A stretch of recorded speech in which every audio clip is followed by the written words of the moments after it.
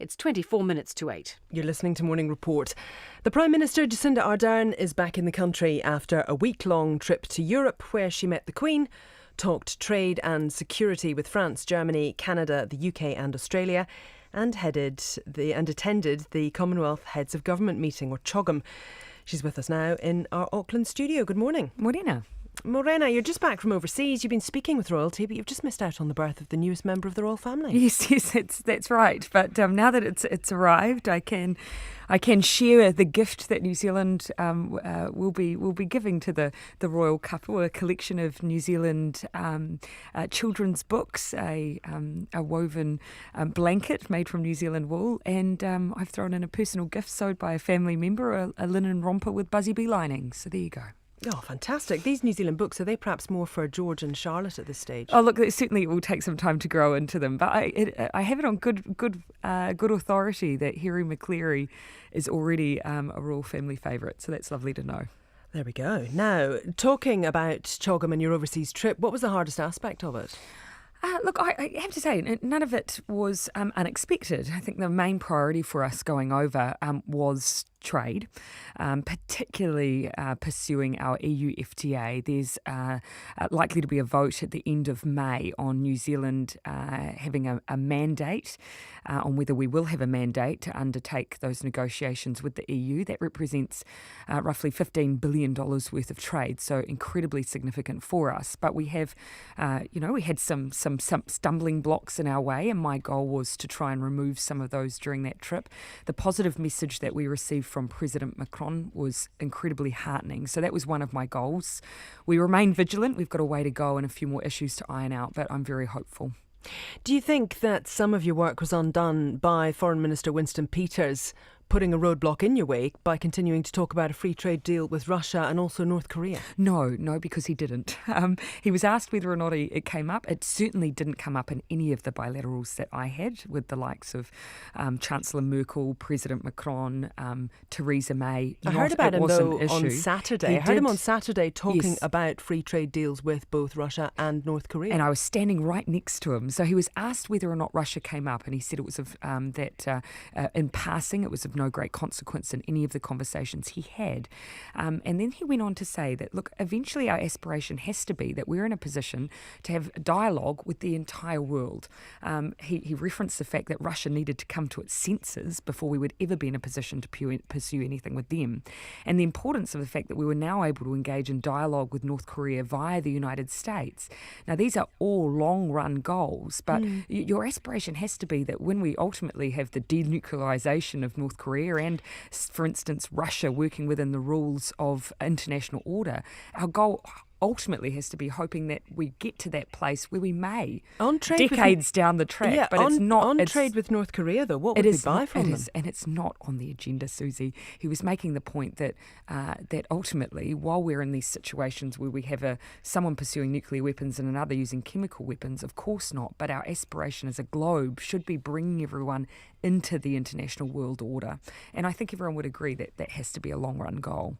You made a fair splash, actually, over in the media in Europe. A lot of people commenting back here on the image of you in Buckingham Palace wearing was it a korowai, and also, being the leader of the country and being pregnant or hapu. Pretty a subversive sort of image there. Would you agree? Well, yeah, I guess I hadn't, I'll be honest, it wasn't something that had occurred to me. I certainly put a lot of thought into the appropriateness of wearing a korowai, of course, because of what it symbolises. And that was a korowai that came from the local iwi within London. And they loaned that to me, and it felt like at a state dinner where the indication was that we should dress in state in our national dress, or with tiaras. The option was given. Did you choose not to me? You didn't want to wear a tiara? No, you won't be surprised to know that was not high on my list of attire. But the korowai, it did feel like a way that I could symbolise what I'm meant to represent as a leader in New Zealand. And so that I gave some thought to. I didn't think too much, I have to say, about the fact that, yes, here I was wearing it as as a pregnant woman. I thought more of it as I'm wearing this as the leader of New Zealand here and now.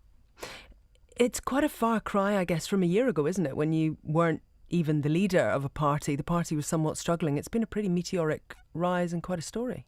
Well, yeah, and certainly what surprised me really was the number of Commonwealth members who wanted to talk about that. I guess when you live and breathe politics, that you actually take an interest globally as well. But I certainly didn't expect to have people from Jamaica and Trinidad and Tobago wanting to talk about it. But I guess it has been a story, and certainly nothing I expected either. But it never detracts from the day-to-day and the job and the business that we need to be doing. Well, on the day-to-day, a lot of people have been getting in touch this morning regarding the story we've been running about work and income New Zealand. A lot of people are getting in touch to say this isn't just a one-off. No. And do you think it's reasonable that the attitude seems to be to cut off the benefit first and ask questions later? No, I do not think that's reasonable. I think it's completely unreasonable.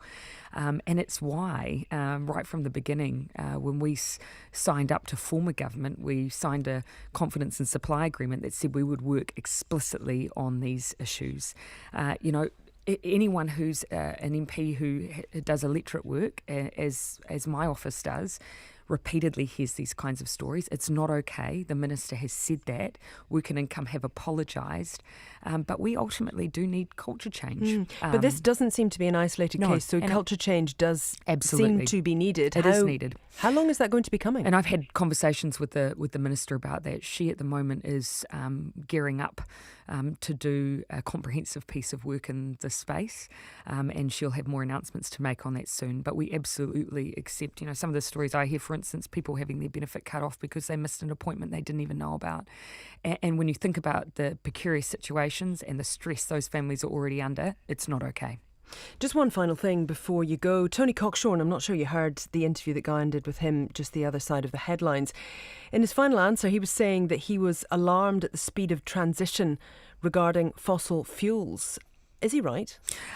Look, we're making these decisions now so that they don't happen at speed. And we know that we need to keep reiterating that when it comes to the use of fossil fuels, oil and gas, the decision we made around offshore permits is actually a 30-year decision. So nothing changes today, nothing changes tomorrow. But by not continuing to issue permits that sometimes have a life beyond 30 years, we are making sure that we're making it long-term decisions. And so we've done that for that very same reason. We don't want to have a jarring effect on any communities. The 4,500 people already employed in oil and gas in Taranaki will remain employed. It's just the fact that we've got more than 50 permits out there that will continue to last for another, sometimes upwards of 40 years. But beyond that, we need to start making decisions, and that has to begin today if we're to make sure that we have that long run time to make the transition. Thanks so much for your time, Jacinda Ardern, the Prime Minister, there in our Auckland studio. It's now 16 to 8. Back to Toronto now, where at least 2 people have been killed and 8 to 10 injured when this white van jumped up over the curb and has mowed down pedestrians there. The driver is in police custody.